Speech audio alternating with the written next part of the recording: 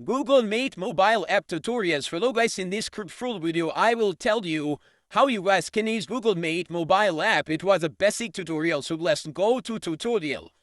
For that you need to download Google Map from Play Store. Once you download it, simply click on Meet app. So simply click on Meet app. Here you guys will see that type of interface. So you guys simply sign up using your Google account. So I will simply use my Google account. So let's open our Google account. Now we will click on continue. After that, we will wait for some seconds. Now here it will ask for permission, so simply click on give access. Now click on allow.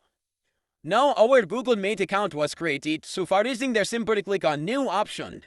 Here you guys can see schedule, create link, simply click on create link. Here you guys will simply click on OK.